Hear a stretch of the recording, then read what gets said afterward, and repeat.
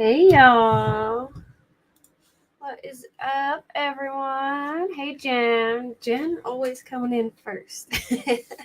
Hey K Braze. Hey Elizabeth. Hey Princess Megan Elsa. Ellie. Teresa. Abra. How are y'all doing today? Before I get started though, hey man, Miss Hatter. Good to see you. Where are the lizards? What time? They're sleeping. All right. I mean, I can sneak one out at the end.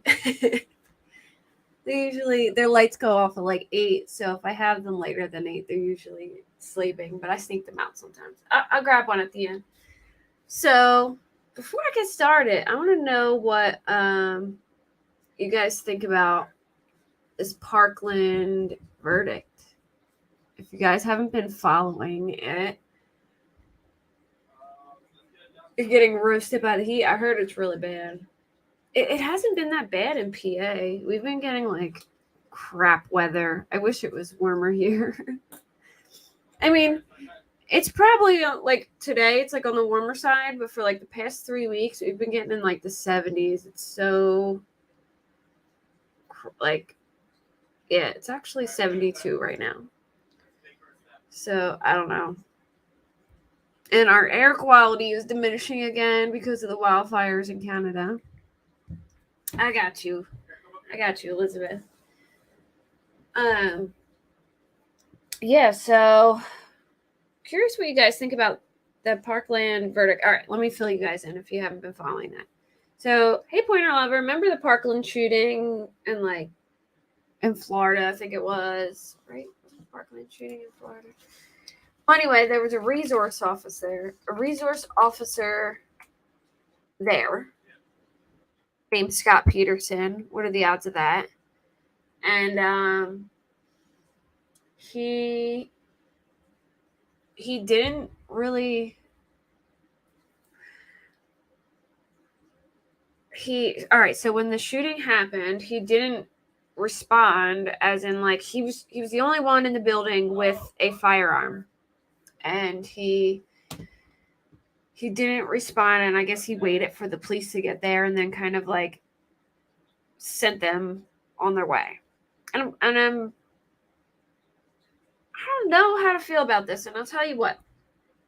If it was a doctor or a surgeon that chickened out during surgery and a patient died, would this be a completely different story? You know what I'm saying? Now, I don't think the guy should have gotten like 96 years or whatever it was, but maybe like one manslaughter charge or something like that. But if you look up the role of a resource officer in an active shooting, the role of a school resource officer in an active shooter situation is to 1, handle active shooter situations. 2, stop the shooter as fast as possible. 3, triage anyone who may be injured. 4, move directly to the threat as quickly as possible. And 5, neutralize the threat to prevent further injury or loss of life. There was like almost 5 minutes. Yeah, I think he was a coward. And here's the thing. People are like, well, he was a coward. You shouldn't be charged for being a coward. But then does that apply for Ulvade, or however you say it? Does that apply with them who a group of people just sat out there and didn't go in? Is it the same thing for them? And what if a surgeon became a coward and killed somebody? It would be a completely different story. So I don't know. I think he should have gotten something, but not like, I think it was like 96 years in jail or something like that. And I'm guessing because it would have to be like a charge for each person. Yeah, it was his job. And that's what I'm saying. It's like, if it was a different job, like for instance, the person who handles the props on a movie set, that's their job. You know what I mean? And then with like the Alec Baldwin thing, should they be convicted then? It's his job.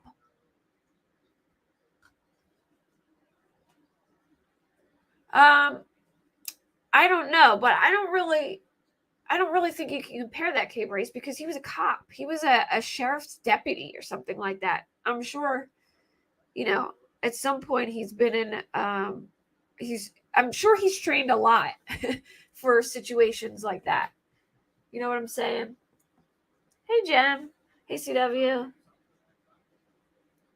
So I don't know, I just think it's kind of like unfair that it's like, oh well, you can't charge this guy for being a coward, but if it was a different job and a different responsibility of a different job, it would be a different story. You know what I'm saying? Like, that's his job. He was like a sheriff's deputy. He was a cop. He knows, like if you sign up for that, you're going to be, if you're a cop, you know what I mean? You're going to be in situations that,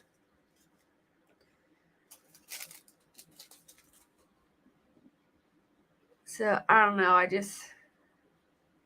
Hey, Speculation Station. So I don't know. I think he should have got something, but no, I think he's genuinely a good guy. Like, I feel bad for him. But does that change the situation? You know what I mean? I'm sure if it were a different, job, like some kind of accidental malpractice or like the prop thing during the movie set, I'm sure they didn't mean for it to happen, and they're probably a decent person, but it's still their job and still their responsibility. So I just think he should have gotten some kind of, like, I'm shocked that he was not guilty on every count. I mean, their main role for the most part is to be an educator and to,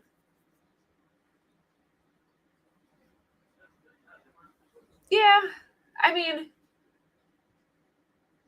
I guess, but he was the only one with a gun, and it's still their job. A school resource officer is a sworn-in law enforcement officer with arrest powers who, that's their job, is in a school shooting situation. Their job is to go neutralize the threat and go straight to it. I mean, that's the whole point of the job,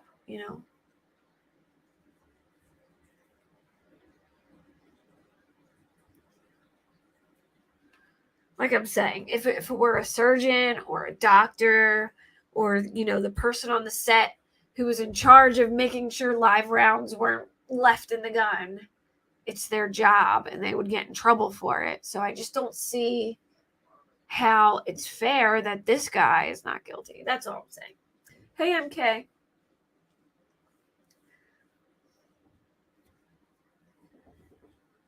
Yeah. And then, I mean, Yolvade is even worse because they had plenty of backup there, so. Yeah, that's what I'm saying, CW. Disciplined, yes. 96 years in prison, hell no. Maybe like, or even like maybe they can do something like a civil case or something. But I think there's got to be some kind of repercussion in a way, like something minimal,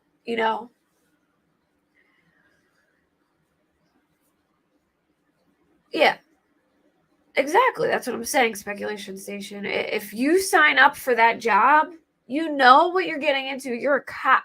You know what I mean? Like, even though you probably never think that a school shooting will happen at the school, it's still your job. And not there was children being killed, and a lot of 5 minutes were wasted where a lot of people were killed. So I do think he should have gotten some kind of charge or in trouble some way. But just because I think it should be the same all the way around. If it were a different job and one person died, think about it like this. If it were a different job and just one person died at the hands of, another job, they would get like 10 years. Like if a surgeon decided mid-surgery that they were scared and the patient died, they would at least get 10 years. Like the whole set thing, that person's probably, I don't know if they've gotten charged yet or not, but there's no way they're not getting some years for it. But this was multiple people, children who were killed. So I do think that, there should be something, just not 96 years in prison, because I don't think he was a bad guy. I think he just chickened out, but still, don't swear into a job to serve and protect if that's not what you're going to do when the time comes. But I mean, I get it. He didn't have any backup or anything, but at least go to the source of the gunshots and try and see what's going on. And, I don't know. But anyways, so there's a lot of stuff that has, all right, well, let me start with the Delphi documents. They were in my opinion, a big nothing burger besides like one document in there. Yeah, exactly. Speculation station. I do feel bad for him. I do. But just because I feel bad for him doesn't mean that, there shouldn't be some consequence. If a surgery was performing surgery on your kid and your kid died, and that's just one person, they would get like at least 10 years and probably have to pay a lot of money in a civil suit. So, yeah, he does have to live with it. But yeah, there is definitely a level of failure that does need to be held accountable. I mean, it's really, in my opinion, it's no different than if you screwed up as a nurse or if you screwed up as a doctor or, like I said, someone on set making sure they were in charge of the bullets. You may not be a bad person, you just screwed up.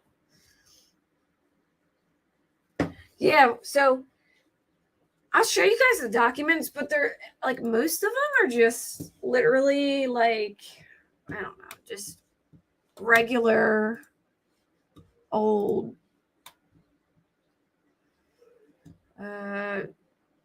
court documents that really don't show nothing.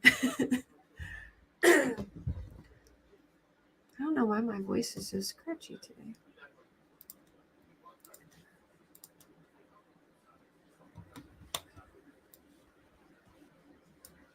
All right, let me show y'all.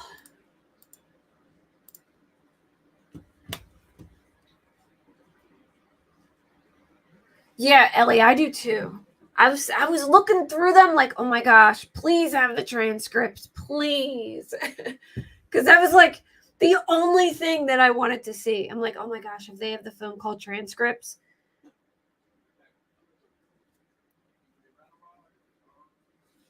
You know what I mean? Like, I was like, oh my God, it's going to do that every damn time.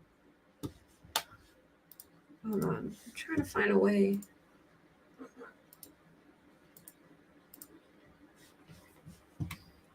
All right, so this is like what he looked like after. Okay, good. This will work.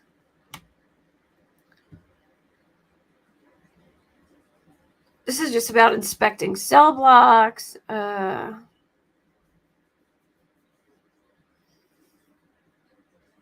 Safekeeping.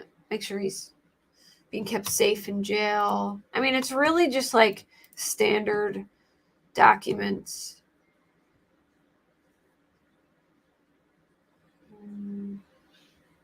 A subpoena for Robert Baston. Wonder if that's the guy who wrote the letter.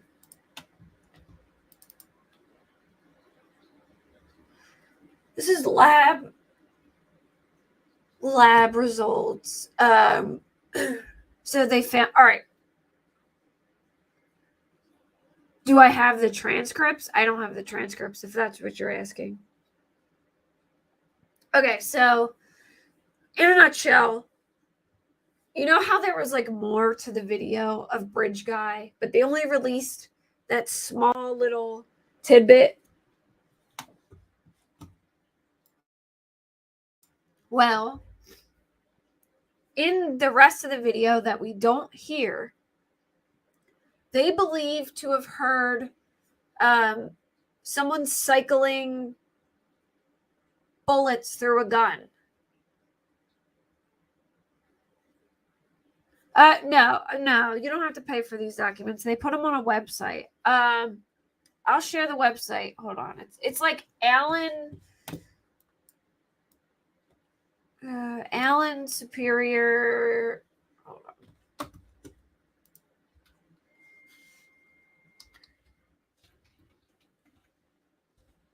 Alan Superior. Cool. Here, I'll give you all the link if anyone wants to look them up themselves.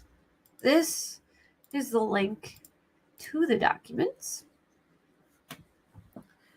So anyway, in the video, they heard him cycle through the firearm, like cycle bullets through. You know how people do it to scare people, like, you know. Well, anyway, they found an unspent casing on the ground, and they believe that's him cycling it through his firearm in the audio. And then they found that casing, and they compared the impression marks to his gun, and it matches. So that's how they're placing him at the scene. So he's admitted, I'm pretty sure, to being at Monon High Bridge, on the bridge, and then they find his unspent casing on the ground. It's pretty obvious that, you know, he was there. I think he did it for sure. I just feel like there's far too many coincidences for this man to, you know, the unspent casing, being there at the same time, the clothes.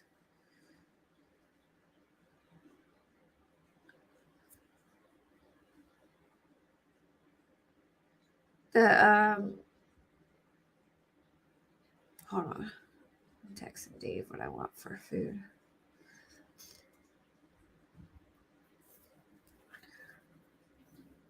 Shell marks are so so I've heard they're not as detailed as, like, if you actually shoot it through. But I mean, for him to be there and then them to get a pretty like, even if, all right, let's just say they're not reliable, even if they could match some to be cycled through, it's just a lot of coincidences for me, you know what I'm saying?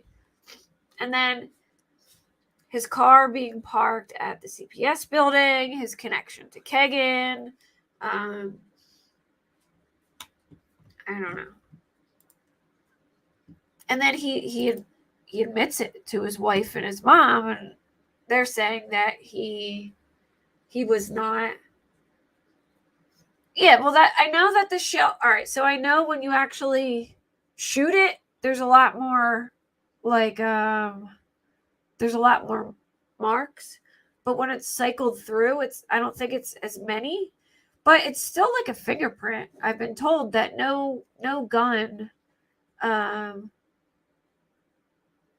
no gun makes the same marks.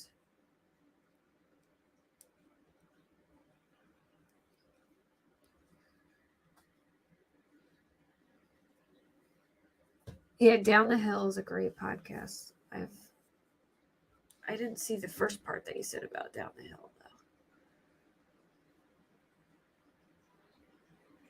though. I'm not getting all the comments. What did I miss? What were you saying about Down the Hill, Elizabeth? Because I missed the first part. And I can't find it now. Hey, Linda.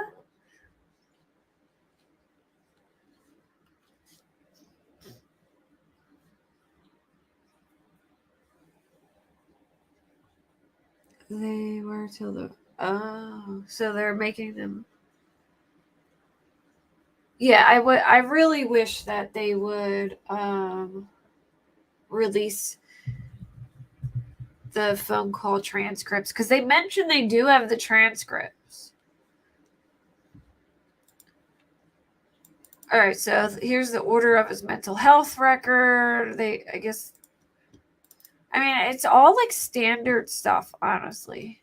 I'm going through to try and find the one.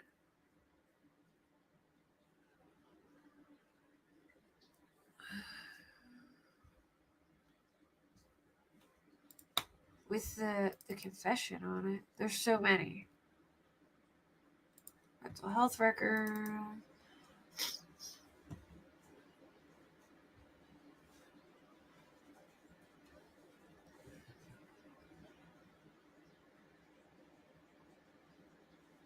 Oh yeah, I've seen that, man, Miss Hatter. I have it. You know what? I had all that saved. I have it on my laptop, but when I switch computers, I don't have it on here anymore.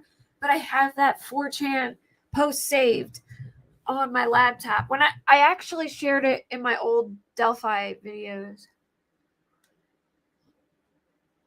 Yeah, they mention it in here. Some thug. They mention that in the video. They can hear him cycling bullets through his firearm. He tells the girls that he has a gun, and then you can hear him cycle through the firearm. And I'm sure they can time that out pretty well, considering... All right, so if she puts...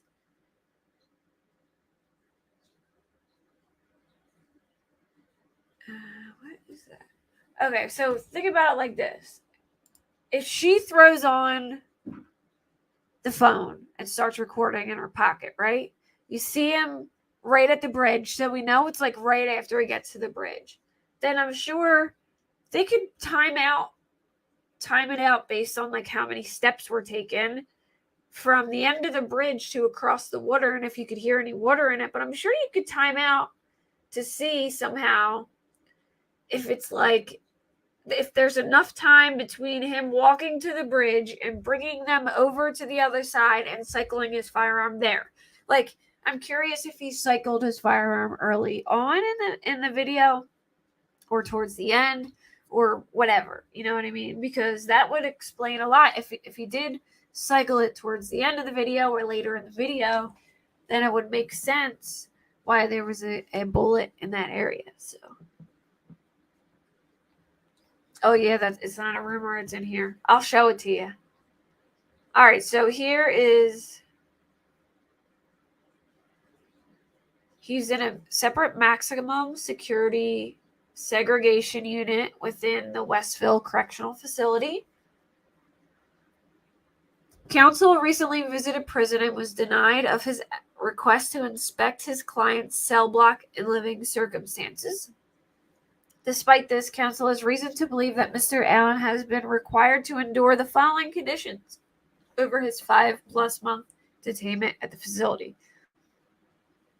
He has been entombed in a cell as small as 6 foot by 10 feet in length, 6 foot in width by 10 feet in length, a space no larger than that of a dog kennel.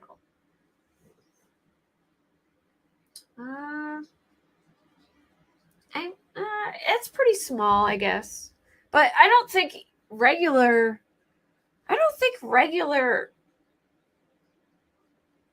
prison cells are that much bigger than that.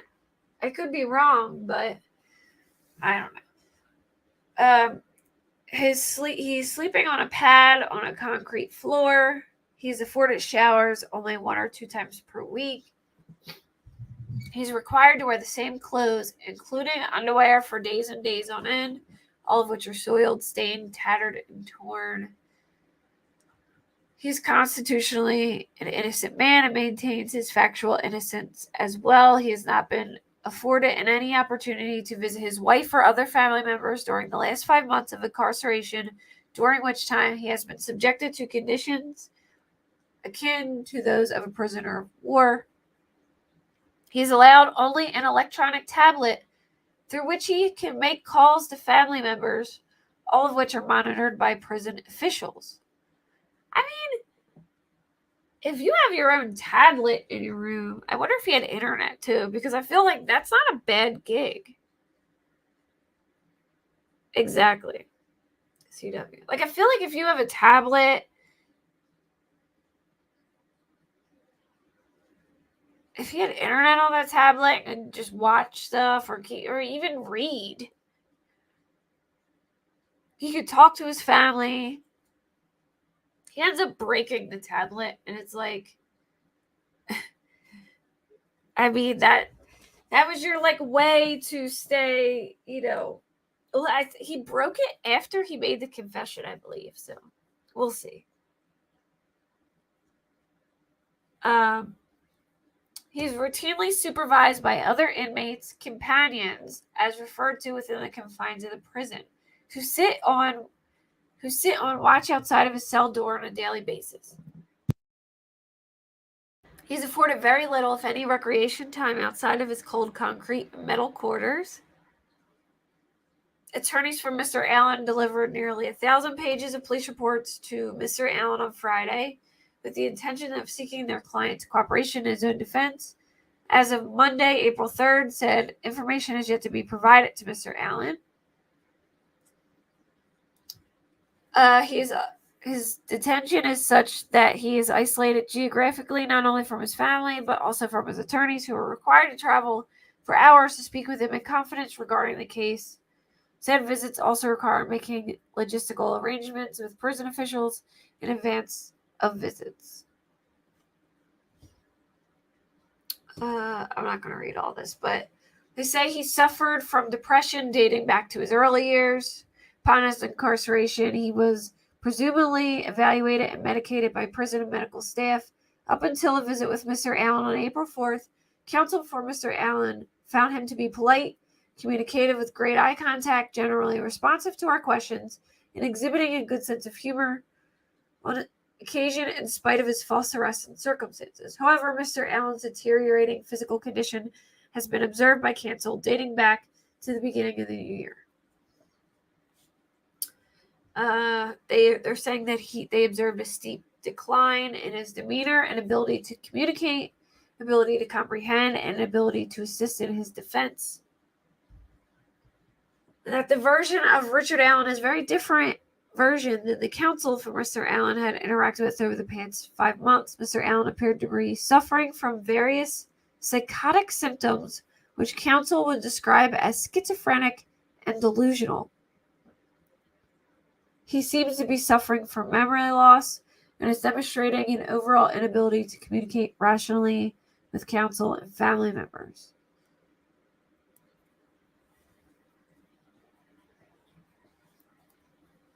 Yeah. Exactly. Jail is definitely not supposed to be easy, comfy, or cozy, in my opinion.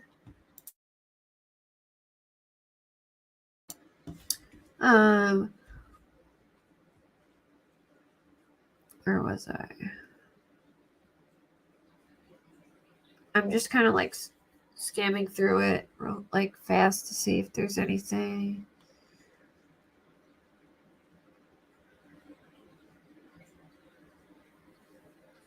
Counsel is unaware of any facts outside of those generally alleged in the sheriff's safekeeping petition, which support the need to detain Mr. Allen on what could casually be referred to as death row. So they're saying he's being punished to the fullest extent of the law.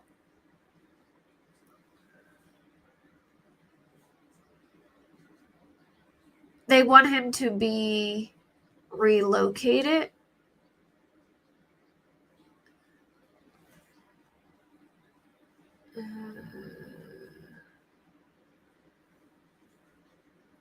They think that if they make the so approximately 2 months prior to the filing of this petition, attorney Rozzi was able to secure a more traditional bed space in the Cass County Jail, a newly erected modern jail facility with the most advanced security measures, located directly across the street from attorney Rozzi's office and approximately 20 miles from the Carroll County Courthouse. Modification of Mr. Allen's incarceration would result in a more humane living environment in which Mr. Allen would be afforded immediate access to his attorneys, and more importantly, would allow Mr. Allen to have regular contact visits with his family.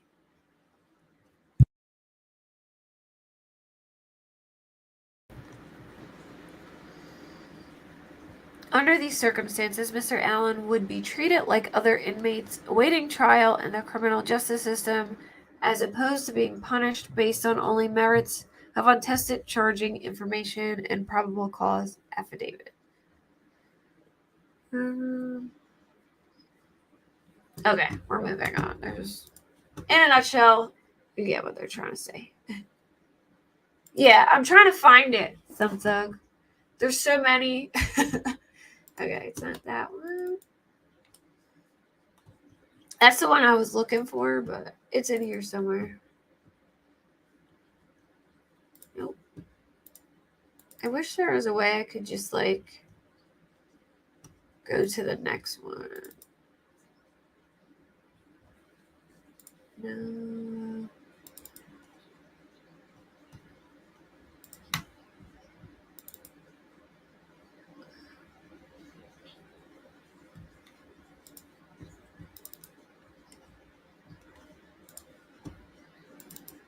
Mission discovery. Nope, that's not it.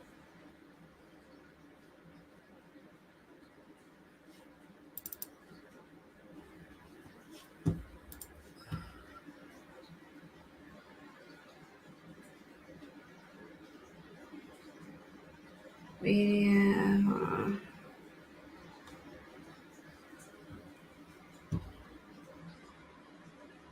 So it's before the probable cause affidavit.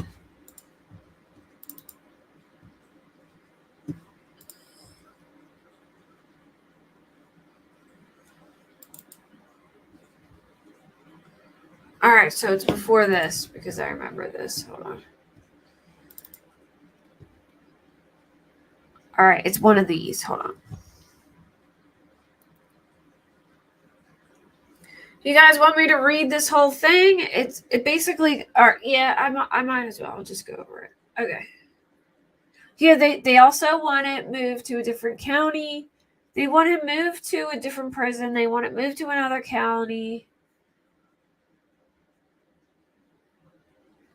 Oh yeah, Dave's been having really bad allergies. I haven't been as bad as usual, but I still not as bad as him, but as you can tell, I get a little bit messed up.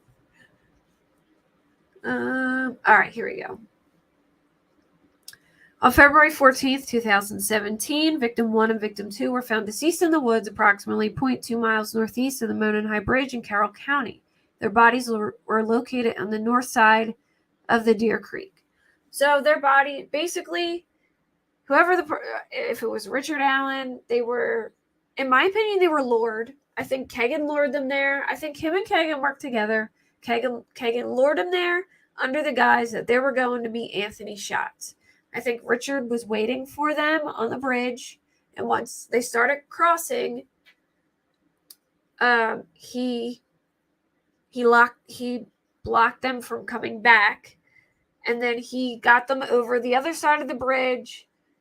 Like, they crossed the bridge completely, went to the other side where nobody is, and then he made them go down that hill that leads to the creek, cross the creek, and up into what's his name's backyard.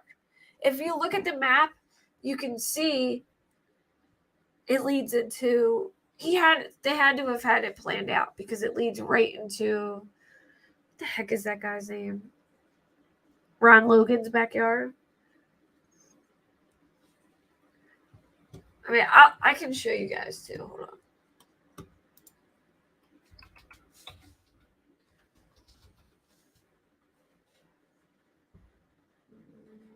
Let me Google it.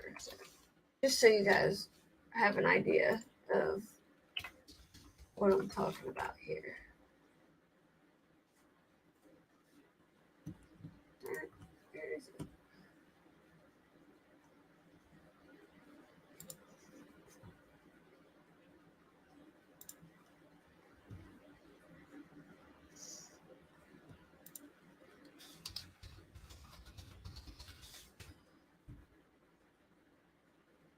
All right, I'm going to show y'all real quick. Real quick.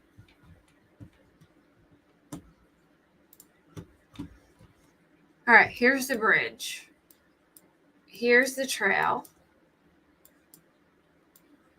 This is the trail. They walked all the way down here. They got dropped off. Actually, I think they got dropped off right around here. They walked down. Richard is on the bridge. He claims he was in, like, you know, those little things that stick out on the side, that he was like the second or third one. So he's there. They cross the bridge all the way over. Look how long this bridge is, by the way. And come on this side, right? So they're over here.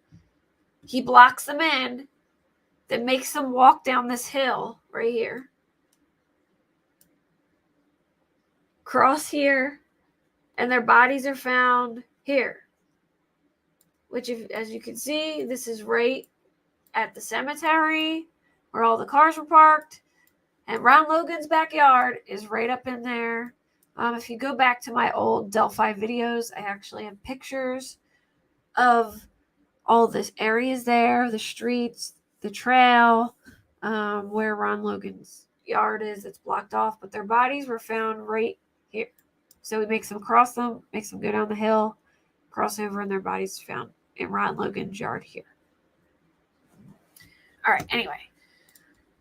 So it's an abandoned railroad trestle, approximately 0.25 miles long, spanning the Deer Creek and Deer Creek Valley on the southeast end of the trail. Apparently, or approximately 0.7 miles west of the trail from the northwestern edge of the Monon High Bridge is Freedom Bridge, which is a pedestrian bridge spanning State Road 25. Approximately 350 feet west of Freedom Bridge was a former railroad overpass over Old State Road 25, also known as County Road 300 North. The trail terminates just west of the former railroad overpass. The majority of the trail is in a wooded area with a steep embankment on the south side of the trail. The entirety of the trail and the location of the girls' bodies were and are located in Carroll County, Indiana. Through interviews, reviews of electronic records, and a review of video at the Hoosier Harvest Store, investigators believe victim 1 and victim 2 were dropped off across from Mears Farm at 1:49 p.m. on February 13th by Kelsey German, which is the area that I showed you guys a little further up. It comes in like halfway through the trail, and then they walk a little bit to get to the bridge. A video from victim 2's phone shows that at 2:13 p.m., victim 1 and victim 2 encountered a male subject on the southeast portion of the Monon High Bridge. The male ordered the guys down the hill. I'm sure you've all have heard that clip. It is, if you're into true crime, it's one of the most famous clips out there. She also got a video of what bridge guy looked like. No witnesses saw them there after this time. No outgoing communications were found on victim 2's phone after this time, and their bodies were discovered on February 14th, 2017. The video recovered from victim 2's phone shows victim 1... Oh, wait, hold on. Yeah, victim 1 walking southeast on a Monon High Bridge while a male subject wearing a dark jacket and jeans walks behind her. As the male subject approaches victim 1 and victim 2, one of the victims mentions gun. So you see she's recording. He walks up behind them. She gets the, his whole frame and him walking. And then one of the girls notices that he has a gun. And even if you look at the video, you can see it almost looks like he has a gun in his jacket, like in the jacket pocket. It's pretty clear to me. You can see it. Well, anyway, she says gun near the end of the video. The male is seen and heard. Okay, so near the end of the video. So they explain it's near the end of the video. So I'm guessing This is after they've already walked down the hill. Wait, hold on. Near the end of the video, a male is seen and heard telling the guys down the hill. The girls then begin to proceed down the hill, and the video ends. A still photograph taken from the video and the guys down the hill audio was subsequently released to the public to assist investigators in identifying the male. Victim 1 and Victim 2's deaths were ruled as homicides.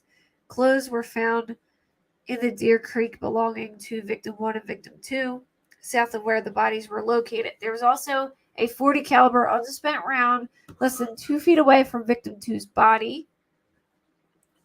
Between Victim 1 and Victim 2's body. Okay.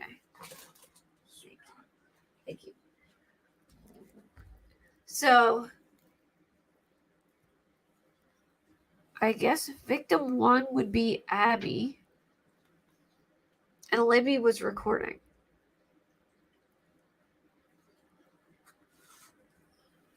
The round was unspent and had extraction marks on it. Yeah, smart girl. She is smart. They knew something bad was about to happen, and if it wasn't for that video, I mean, they would have way less to work with. You know, I don't know if he would have ever been found. Interviews were conducted with 3 juveniles, RV, BW, and AS. They advised they were on the Monon High Bridge Trail on February 13th. They advised they were walking on the trail towards Freedom Bridge to go home when they encountered a male walking from Freedom Bridge towards the Monon High Bridge. It described the male as kind of creepy and advised he was wearing light blue jeans and a really light blue jacket, and his hair was gray and maybe a little brown, and he did not really show his face. She advised the jacket was a duck canvas type jacket. RV advised she said hi to the male, but he just glared at them. She recalled him being in all black and had something covering his mouth. She described him as not very tall, with a bigger build, said he was not bigger than 5'10". RV advised he was wearing a black hoodie, black jeans, and black boots. She stated he had his hands in his pockets. BW showed investigators photographs she took with her phone while she was on the trail that day. The photographs included a photo of the bridge taken at 12:43 and another one taken at 1:26 of the bench east of the Freedom Bridge. BW advised after she took the photo of the bench, they started walking back towards Freedom Bridge. She advised that was when they encountered the man who matched the description of the photograph taken from Victim 2's video. She described the man she encountered on the trail as wearing a blue or black windbreaker jacket. She advised the jacket had a collar, and he had his hood up from the clothing underneath his jacket, which is pretty dead on with the description of him.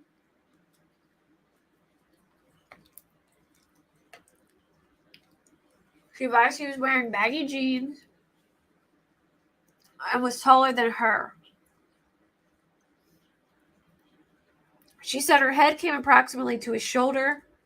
She advised RV said hi to the man, and he said nothing back. She stated he was walking with a purpose, like he knew where he was going. She stated he had his hands in his pockets and kept his head down. She advised she did not get a good look at his face, but believed him to be a white male. The girls advised after encountering the male, they continued their walk across Freedom Bridge and the old railroad bridge over Old State Road 25. And here's the thing. This is why I think that they were lured. Because if he just went to the trail to find some kids, he could have just picked any kid. But he walked right by these kids and didn't even pay them no mind. So obviously he had a plan. He had a purpose. He wasn't just going to pick random kids because he could have picked them right there and then. He was going to meet somebody, in my opinion.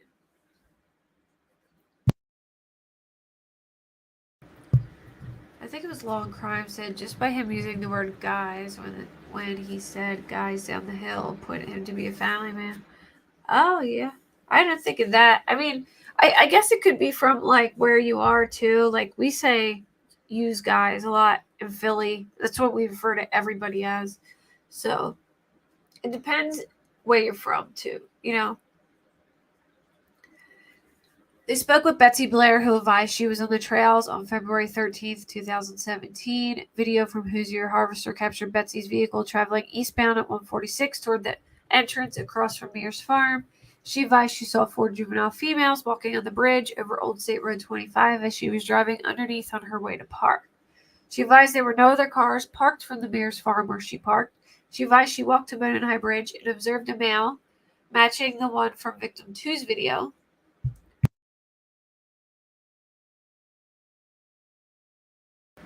She described the male she saw as a white male wearing blue jeans and a blue jacket. She advised he was standing on the first platform of the Monon High Bridge, approximately 50 feet from her. So if you see the bridge, it goes out, then there's little platforms, and then it goes out, and there's more platforms. So he was waiting on the platforms.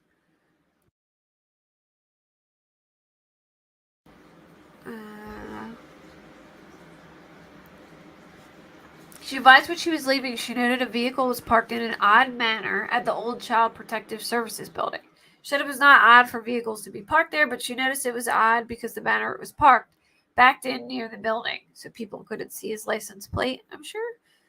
Investigators received a tip from Terry Wilson in which she stated on his way to Delphi on State Road 25 around 210 on February 13th, 2017, he observed a purple PT Cruiser or a small SUV-type vehicle parked on the south side of the CPS building. He stated it appeared as though it was backed in as to conceal the license plate of the vehicle. Betsy and Terry both drew diagrams where they saw the vehicle parked in. Their diagrams generally matched to the area the vehicle was parked and the manner in which it was parked. Wesley McWhirter described it as possibly being a smart car. McWhirter's vehicle is seen leaving at 2:28 on Hoosier Harvester video. Investigators spoke with Sarah Carball, who stated that she was traveling east on 300 North on February 13th, 2022, and observed a male subject walking. I think they meant 2017, not 2022. And observed a male walking west on the north side of 300 North, away from the Monon High Bridge. She advised that the male subject was wearing a blue-colored jacket, blue jeans, and was muddy and bloody. I think so too, Ellie. Hey, Lori. Yeah, I think the same. I think King and Klein got him to go there, and Richard met them there.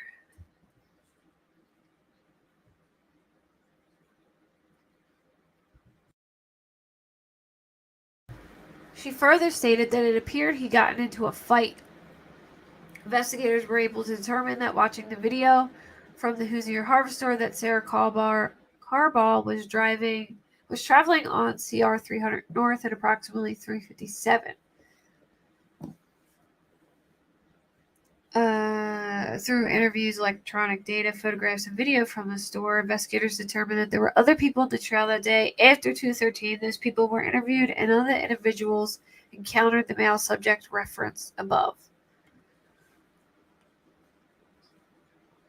All right. Investigators reviewing prior tips encountered a tip narrative from an officer who interviewed Richard Allen in 2017. The narrative stated. So they interviewed him. Mr. Allen was on the trail, so he told them, yeah, I was on the trail between 1:30, I think, 1:30 and 3:30. I parked at the old Farm Bureau building and walked to the new Freedom Bridge. While at Freedom Bridge, he saw 3 females. He noted one was taller and had brown or black hair. He did not remember description, nor did he speak with them. He walked from the Freedom Bridge to the High Bridge. He did not see anybody, although he stated he was watching a stock ticker on his phone as he walked. He stated there were vehicles parked at the High Bridge trailhead. However, he did not pay attention to them. He did not take any photos or videos. His cell phone did not list an IMEI, but did have the following. And then he wrote, potential follow-up information. Who were the 3 girls? Investigator believed Mr. Allen was referring to the former Child Protective Services building, as there was not a Farm Bureau building in the area, nor had there been. They believe the females he saw where RVBW and AS due to the time they were leaving the trail. He reported to the trail, blah, blah, blah. All right. He owned two vehicles, a 2016 black Ford Focus, which would be similar to what they thought was like a PT Cruiser or like a hatchback.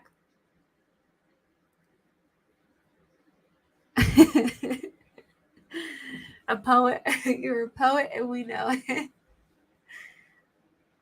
And then his other was, where was it? Where was I? A 2006 gray Ford 500. I don't think it was that car. Investigators observed a vehicle that resembled Allen's Ford Focus traveling at 1:27 p.m. westbound on CR 300 in front of Hoosier Harvest Stores.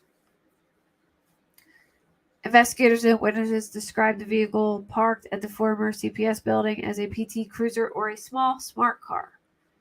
So, sounds like it could have been him. Hey, Kayla. Well, that's okay. I'm glad you stopped in even for a little bit. I think that is how they were killed, a sharp force injury. I think.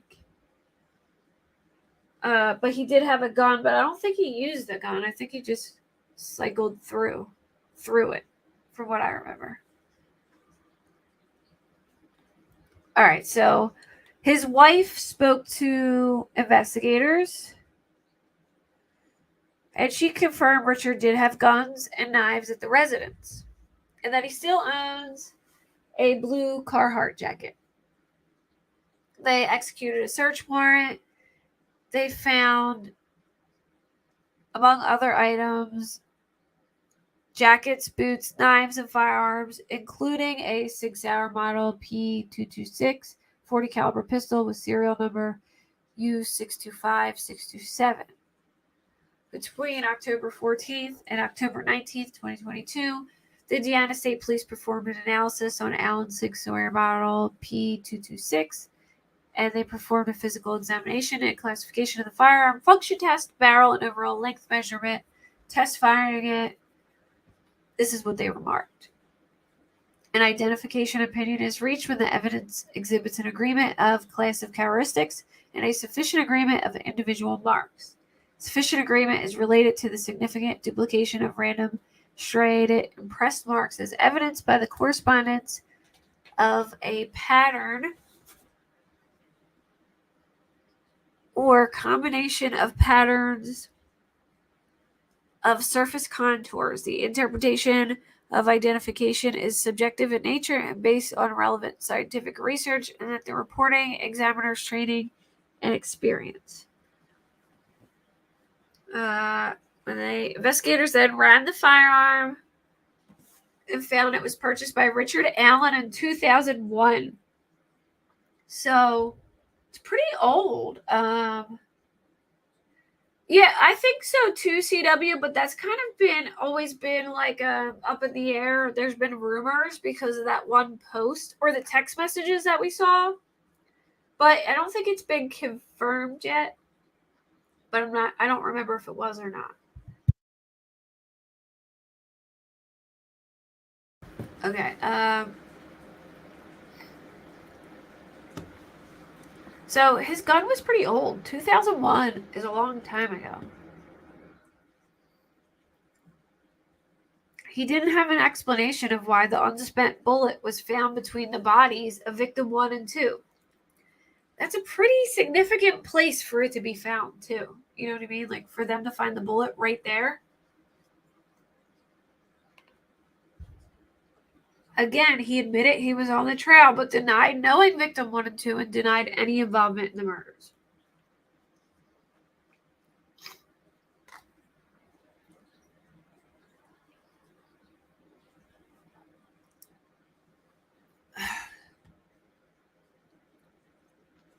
Okay, so Carroll County Sheriff's Department Tony Leggett has been part of the investigation since it started in 2017.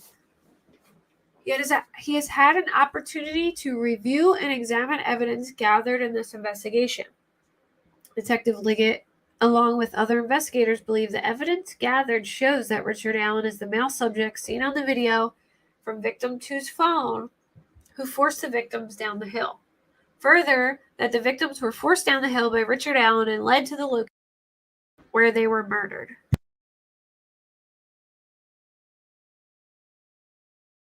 Through statements and photographs of the juvenile females and the statement of Betsy Blair,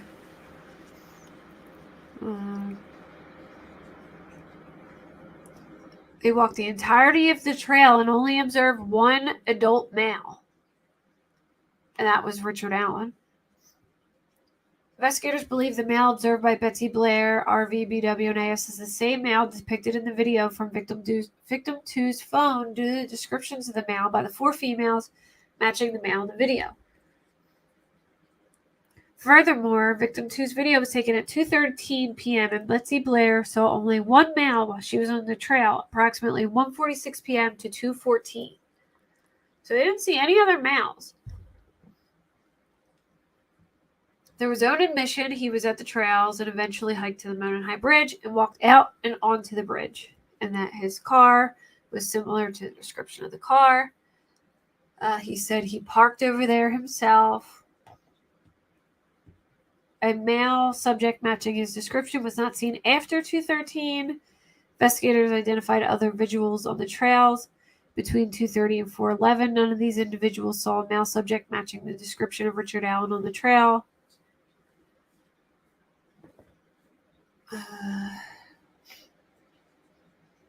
Richard Allen was not seen on the trail after 2:13 because he was in the woods with victim 1 and 2. The bullet was forensically determined to be his. The gun was found at his property, and he admitted to owning it.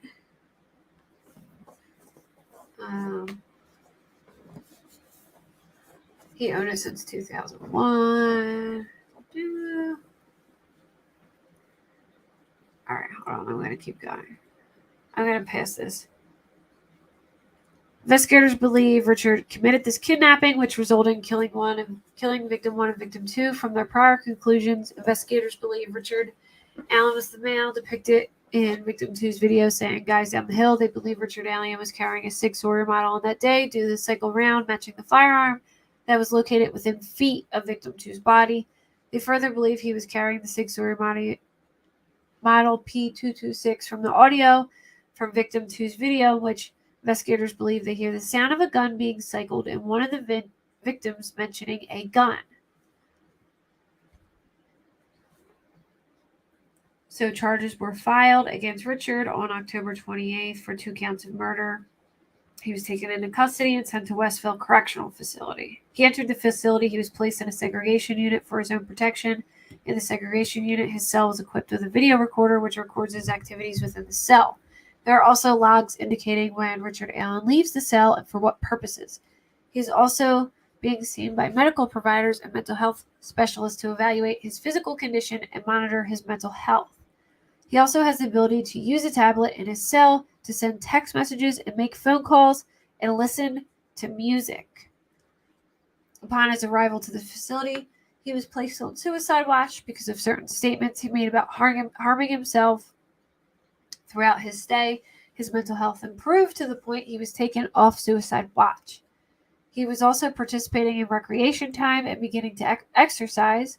The facility reports that he was doing well and they had no issues or concerns. His day-to-day demeanor was that he was quiet, read a lot of books, did crossword puzzles, and exercised daily. On April 3rd, all right, this is where it gets...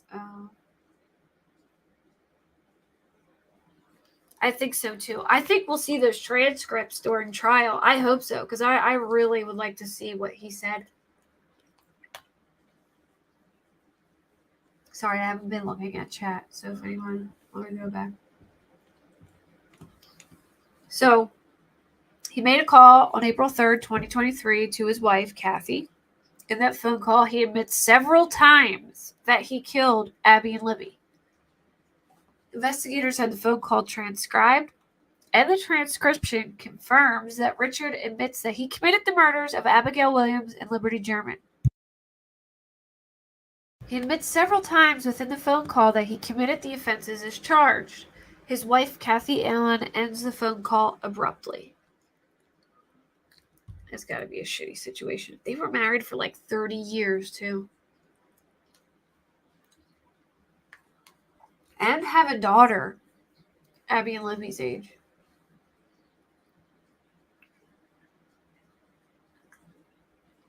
Investigators had the phone. I said that.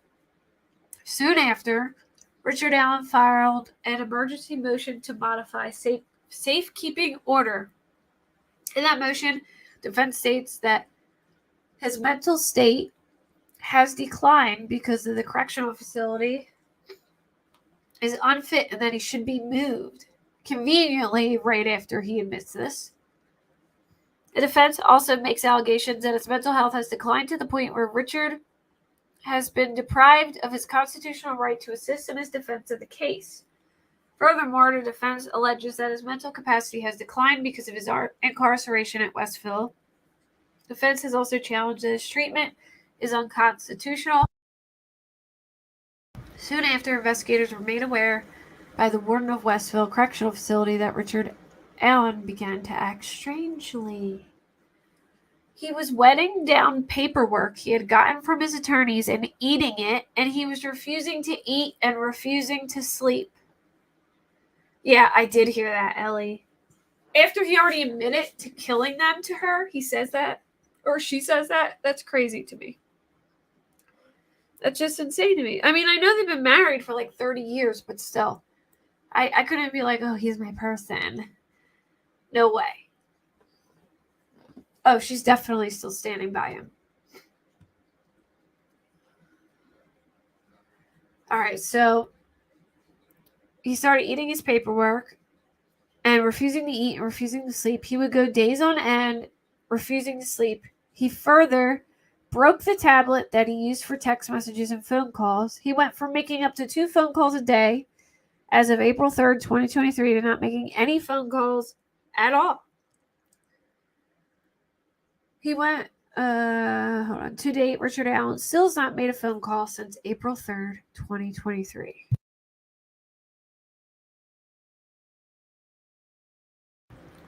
Yeah, since he's admitted to killing them, I don't believe they talked on the phone because he broke his tablet and won't make any phone calls. But when they went to court recently, she was overheard telling, I don't know if it was like a reporter or his lawyer, that Richard is her person.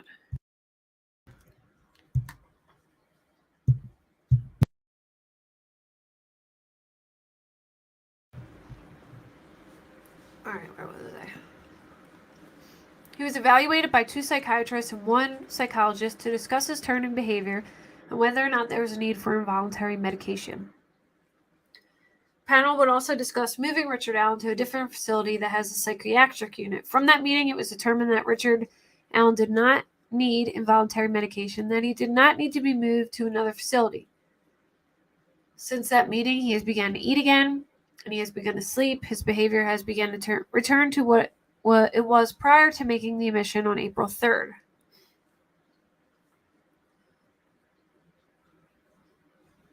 Investigators believe that Westville Correctional Facility has gathered since Richard Allen was placed in that facility is important. Oh, the information they have gathered is important to the investigation.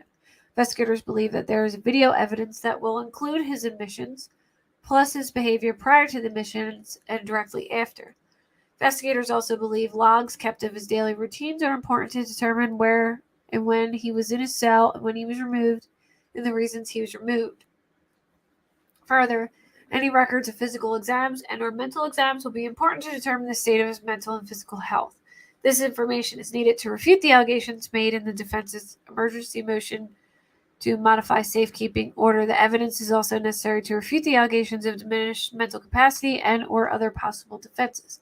It may also be important as the state introduces additional evidence gathered, including admissions made by Richard Allen himself. Investigators believe all the information is important in the continued investigation for the murder of Abigail Williams and Liberty Doerman. they also mentioned that he confessed to his mother in a phone call as well. They didn't really like say anything else other than that. But this is pretty much the only important document, in my opinion. So, again, I shared the link. If you guys want to go look through it, you can. Here it is again. This is how I did it. I clicked on the Google Drive link. There's one for OneDrive. There's one for Google Drive. Then once you get to the Google Drive part, you have to hit the little download thing. And then it'll download them for you. You have you won't be able to click on them unless you hit the download button. Like a bunch of little things will pop up. It'll almost look like you can click on them, but you can't. So at the top of the screen, there should be a little like arrow pointing down with like a little thing under it. You have to click that for you to be able to read them. And then it'll usually send them to like the files in your phone. Okay, Kayla. And then, so I wanted to talk about Oklahoma too. I just kind of wanted to like go over my theory and some things that I've noticed. A lot of you probably already read my theory on YouTube because I kind of like wrote it out, but I figured that I would just kind of go over what has kind of changed for me and what I've thought about. So,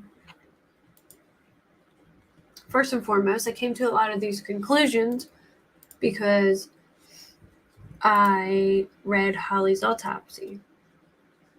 Now, initially, my thoughts were that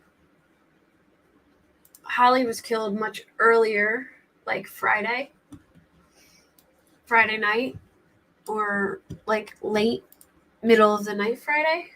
But according to her autopsy, based, he confessed like 4 or 5 times, CW. But based on her rigor mortis progression, she was probably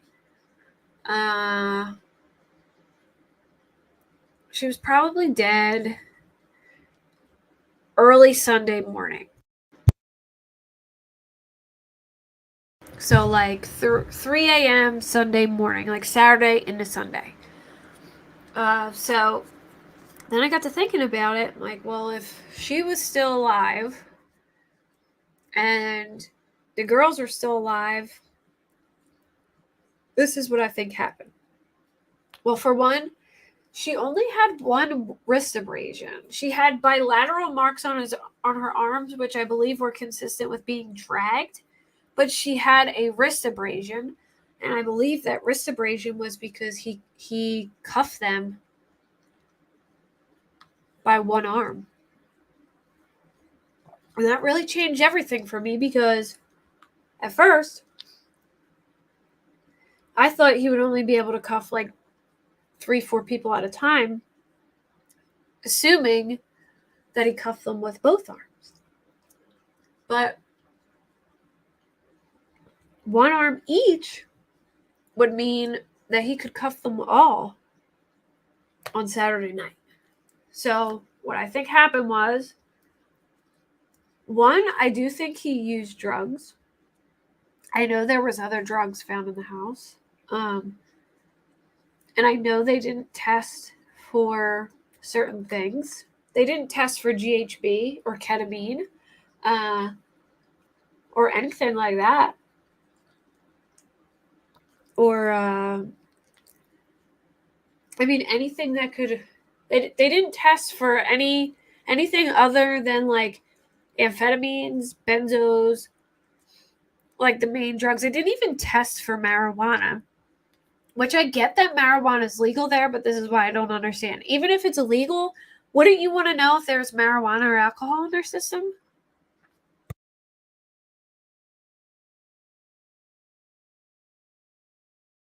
No, Dave brought me some mac and cheese in while I was live, so I'm muting every other sentence and chewing on my food. But no, I'm not eating my kids' popsicles. I went and bought him a whole new box. He made me, but so what I think happened. Okay, so Michael, I found out that Michael had regionals on. He had practice on Friday, but he had regionals on Saturday. So he could have maybe just missed practice Friday and then for regionals was dressed for regionals, and that's how he was found in his uniform on Saturday. I don't know exactly how this went down, but this is just my theory. I think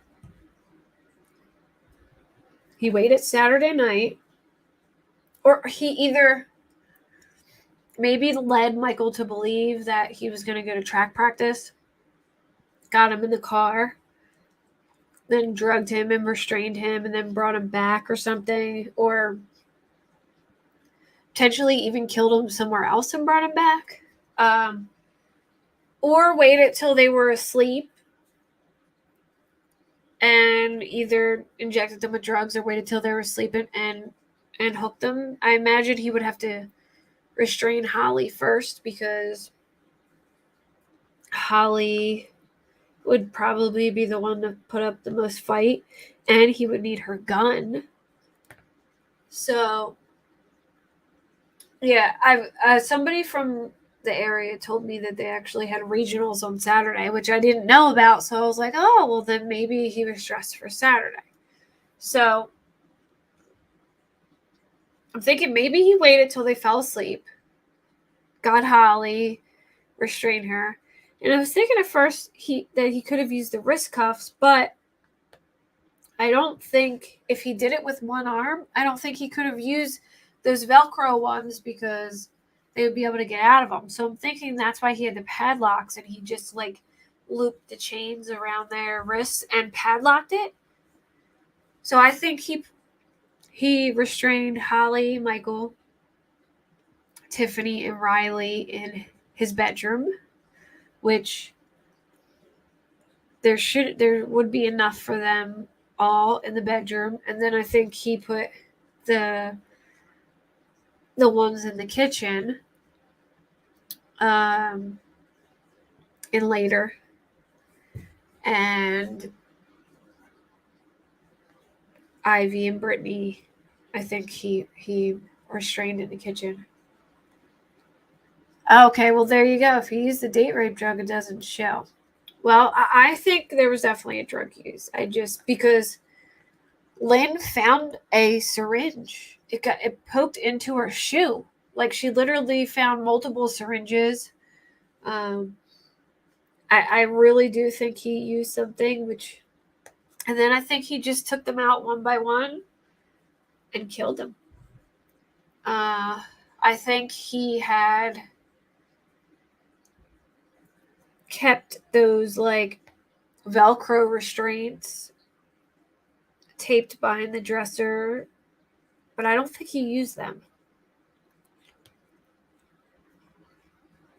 The only thing that I can't understand is how would he have installed the ones on the counter without somebody knowing or seeing them, unless he did it later and drugged them. You know what I mean? Like, unless he drugged them and then they were so out of it that he was able to just go install the things in the kitchen. I'm honestly, I hope they were drugged, to be honest. I really do, because I feel like if anything, that would be the better option of the two, you know. See you, Ellie. Thank you for stopping by. Unless there was a second person there, or unless he installed like the hook part, put like a pot over it, and then kept the chains in the vent until go time, because I know the vent lid was open. I'm pretty sure the restraints in the room were there for a while.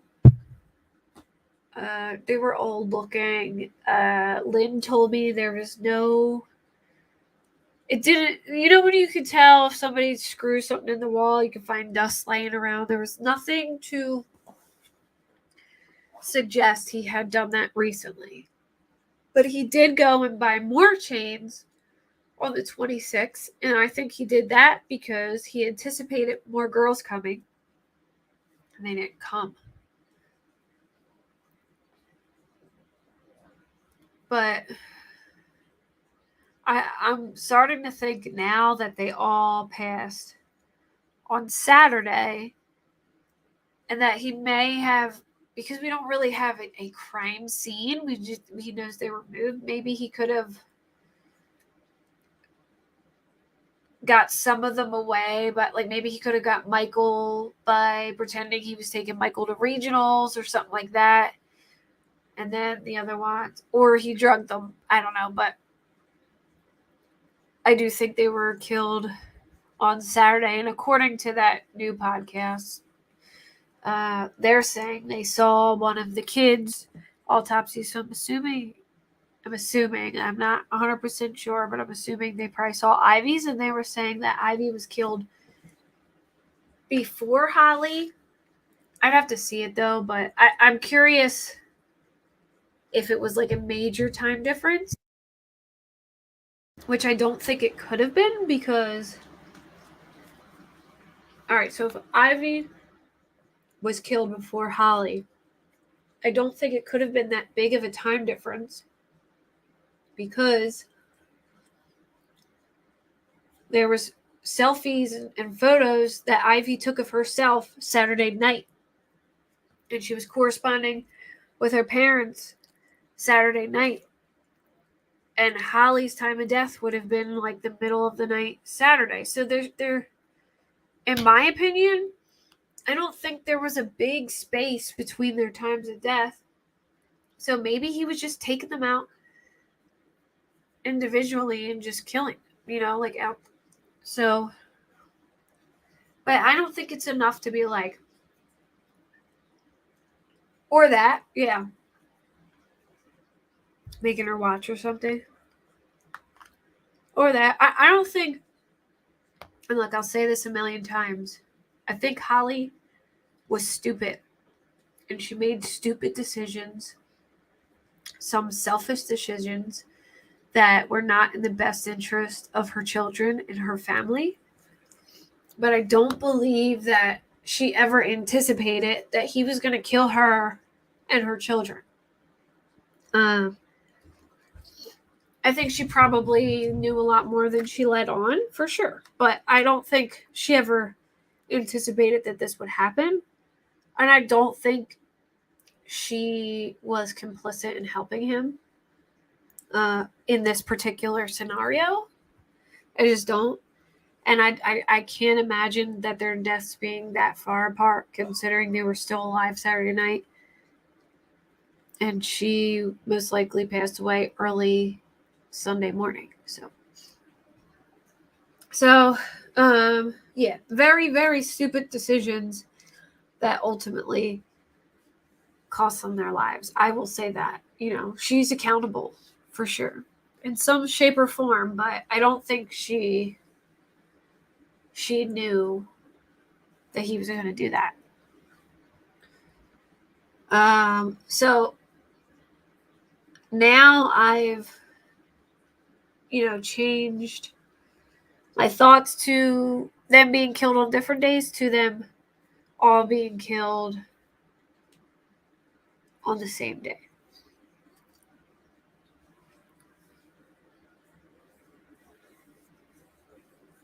Yeah, I mean,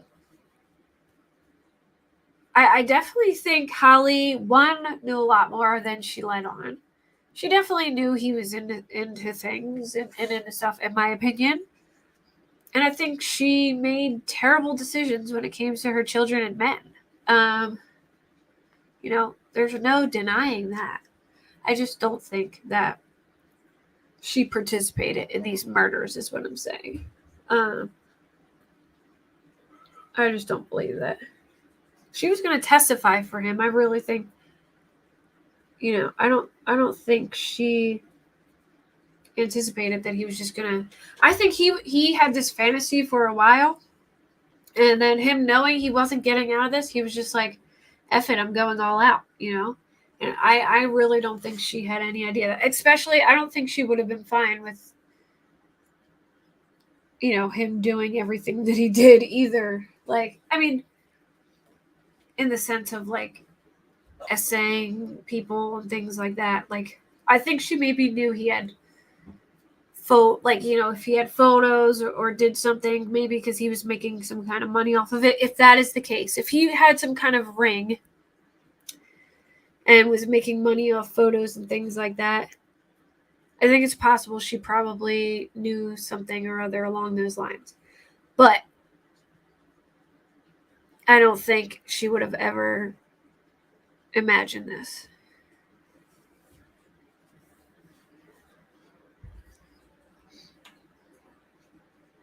Yeah, that's what I'm saying. Like, I think maybe it had to do with, like, money and connections, but I don't think she ever foresaw, like, him murdering them. I mean, he killed her from what it sounds like execution style. I mean, by the way the gun was on her head, she pretty much was a lot lower than him, most likely on her knees, and he had the gun pointed at her forehead and downwards towards the ground because she was a lot lower than him, and it came out of the bottom of her head. So she was most likely killed execution style. I mean, that's what it looks like from the gunshots. And I just don't think she anticipated that would ever happen. And that's just my opinion. But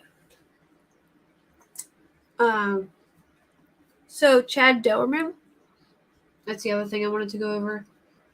There was some new stuff released about him too. This was like a couple days ago. I'm just like totally catching up on it. Oh, and Madeline Kingsbury, her parents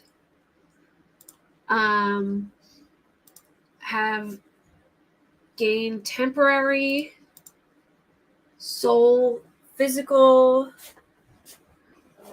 and legal custody of Madeline's children, which I'm very happy about. All right, so in a nutshell, they released. Did anyone fight? I don't remember. I don't think they said she had defensive wounds. I think that they were drag marks. I know Jan has said in the groups that she had defensive wounds. So I've seen Jan, Holly's mom, say in the groups that she did have defensive wounds. Yeah, right? The 3 bastard child killers. You couldn't have said it any better. Yep, same. Oh, God damn. Oh, no. Oh, my God, I'm freaking out. There's just a tick on my arm. Hold on a minute. Get in here. What? There was just a tick on my arm, and I threw it on the floor, and I don't know where it went. There was a tick on your arm? Yeah. A big dog tick. Are you live? Yeah. Sorry. Did I just scream? I thought I muted it. I think I just screamed in everybody's ear. Oh, Lord. I apologize. I don't know where it went. Oh, I'm freaking out. I hate ticks. Oh, my gosh. CW, listen to this. We were up the mountains. I went in the woods for like 5 minutes. And no, I was not in the woods for an hour. All right, 20 minutes. I was in the woods for 20 minutes, and I had, like, I'm not even kidding you, 25 ticks on me. I was freaking out. I'm just stripping my clothes off, screaming. I hate ticks. No, I don't know what it is, but they freak me out so bad. Like, even just grabbing them and throwing off my body Ugh. Yeah, I just looked down at my arm, and there was a freaking tick on my arm. Like, I don't even know how it got in here. And then I thought I muted it and was screaming for Dave to come in because I threw it on the floor in a panic. And now I'm freaking out because I threw it on the floor in a panic and I don't know where it is. I know I have to burn them, I know. But I was in panic mode and just kind of like flicked it off me and it went on the floor.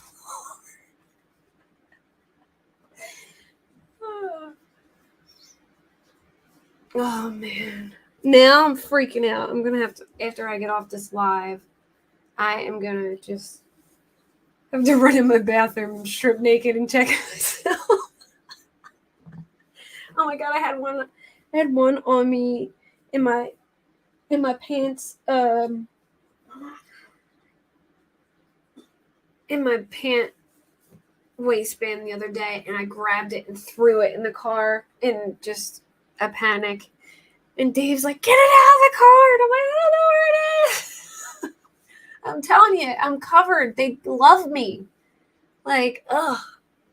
I had 25 of me when we were up the mountains, and I don't know where this came from. I'm thinking it was my. Oh, I hope it wasn't my robe. Ugh. Get this thing out of here. I don't know where it came from. Just gonna go. Like, I had my robe in the Jeep with us when we were up the mountains, and I haven't really worn it since I got back, and I just wore it today, and now I know.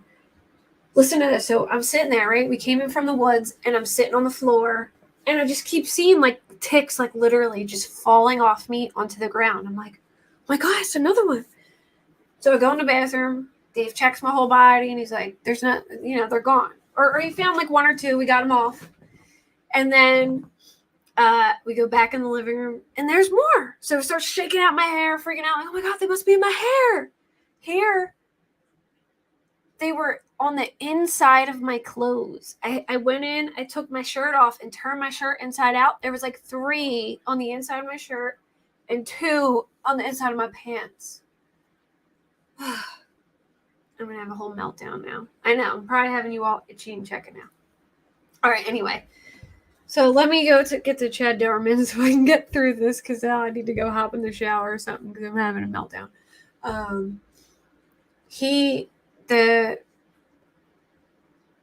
I guess they released like his arrest affidavit, or it would be their charging documents. Or no, sorry, the indictment. They said the first victim was his 4-year-old son. Oh, yeah. Yep. Oh, Linda, I was losing my ever-loving mind. Like, you would have been dying. I was, like, freaking out. Like, freaking out, going bananas. Like, where are they coming from? Why do they keep falling off me? I've never seen so many in my life. I know. I'm sorry, man, Miss Hatter. It's my fault. All right, so oh, and I should have said this a long time ago because it's all been kind of triggering, but trigger warning. This guy is a total piece of shit. And I hope he gets a death penalty. I really do. He killed his 4-year-old son, Hunter, first, shooting him twice in the head inside their home. Then their 7-year-old ran, and he was gunned down from behind as he ran through the field near the home. Then he went up to the fallen boy and shot him in the head. Then he ripped the 3-year-old boy from his mother's arms and put a bullet in his head. And I'm assuming that's in that moment she tried to grab the gun from him, got shot in the hand. She tried to fight for her kids, and Linda, I don't even like picking them off. They feel gross to me. Like they freak me out so bad. I hate them. Like I've been too, but they just, especially the dog ticks, even though I'm more scared of deer ticks because they're the one that carry Lyme, but dog ticks freak me the hell out because they're just like big and Why is there a tick on me in my own home? Yeah, and my hair is down to like my booty. You know what I mean? So they all get in my hair. Bad. Like real bad.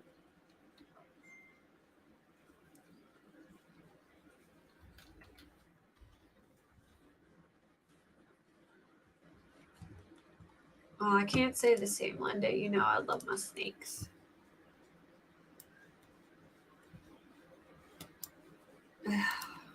I'm so grossed out now. I can't. I'm like having a meltdown. Yeah, the big fat ones. Oh, especially when your dogs get them and they grow like a big fat blob. So the 34-year-old woman, the boy's mother, who authorities have not named, was shot in the hand. He was being held in Claremont County Jail on a bond of $20 million, but on Friday the judge ordered him held without bail, and they are requesting the death penalty for him. So, yeah, I had a deer tick on me, a little one, and I got that off. And my son had one behind his ear, but it didn't really get anywhere. I'm telling y'all, most snakes are derpy dorks, and they're stupid, and if you watch, look up Marshmallow the Hoggy on TikTok, and I promise you will feel different. I will. I'll stop, man, Miss Hatter. You're gonna be knocked out soon, then. Oh, hey, KK. I'm telling you, they're derpy guys. The snakes are derpy, I promise.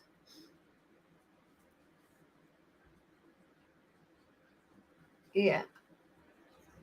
My stepdaughter loves the snakes. The second she comes over, she's like, I want to hold the snakes. Is Elizabeth still on here? Because I'll go get one of my lizards for her if she is. Elizabeth, you still here? I'll go grab a lizard if you want me to before I get off. I should show you guys. Yeah. Time to burn the house down. Yep. You guys want to see my monitor? He's huge. He's massive. Alright. I'm going to go grab him. I'm running for it. Hopefully I don't get attacked on the way.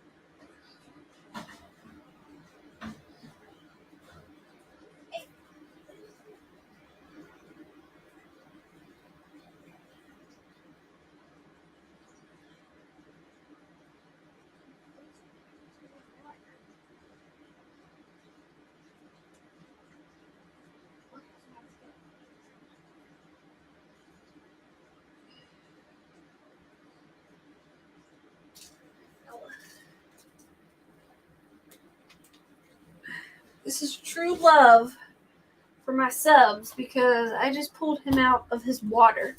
No, you can't have this, and don't hiss at me, you little punk. Alright. Sorry, I look terrible, y'all. But look how big this sucker's got since the first time I showed him. Isn't he big?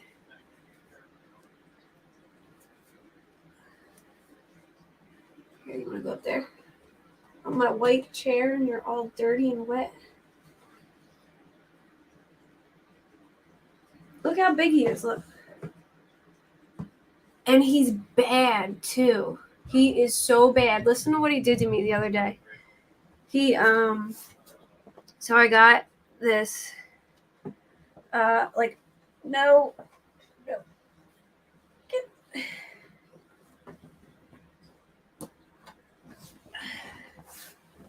You're gonna eat yourself off the chair and get hurt. No. All right. So, isn't he such a cutie? So the other day I got Mexican takeout, right? And it had it was like pepper steak, kind of. And he could smell it, and it was in one of those foam. I'm gonna turn my camera off because he's. Oh, you had iguanas? Really? I love iguanas. He's gonna get the size probably bigger than what an iguana would get. He's an Asian water monitor. So anyway, I'm sitting there and he climbs onto my table. My table, my coffee table. We were eating takeout on the coffee table. And it was in. I can't let you down there because you're gonna go under the couch. His name is Char. My son names him Char after Charizard. I call him Charlie because I hate Charizard, but his name is Char. So he smells the meat. Yeah, maybe he'll find the tick for me. So he smells the meat, and he literally bites the takeout container. It was closed, thank goodness, and drags it off the table. So I'm like, no! I go and grab the takeout container, and I swear to you, we had a 5-minute tug of war like a dog would have with you with a toy. He would not let this thing go. And I had to literally pry it from his mouth. And he got a hold of a little bit and ate it, like the foam. It's like, whoops. But, foam's not that bad. You should be able to. Well, thank you, ma'am, Miss Hatter. This is like me, no makeup and in my jammies. But here, one more time. Say bye, guys. Are you hissing at me? Be nice. He's all bark and no bite. He's mad because he wants to walk around and I won't let him. All right. Well, anyway, I am hopping off. We'll show up on blood tests and brain tissue. So they did do blood tests, KK. How long is he now? He's about 2.5 feet long, I think.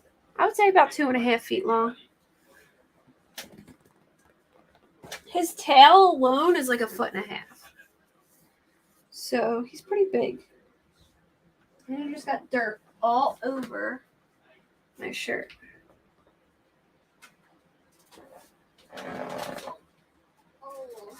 Yep.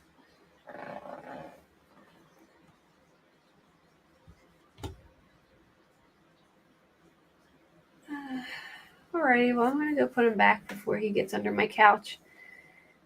And then I'm going to go try and find this fella that I flicked off me so he doesn't hop on me again later. But have a good night, everyone. And thank you for coming. And hopefully Elizabeth gets to see the end of this and gets to see one of the lizards. Oh, you missed the whole live H-Town. You're going to have to replay it. You too, Renly Man. You're going to have to replay it. But I talked about the Delphi docs, Chad Doerman, and the Oklahoma case. So. And I'll probably be back in a day or two. I am. I'm going to go hunt this bad boy down and find it because now I'm scared to death. All right. Good night, guys. Bye.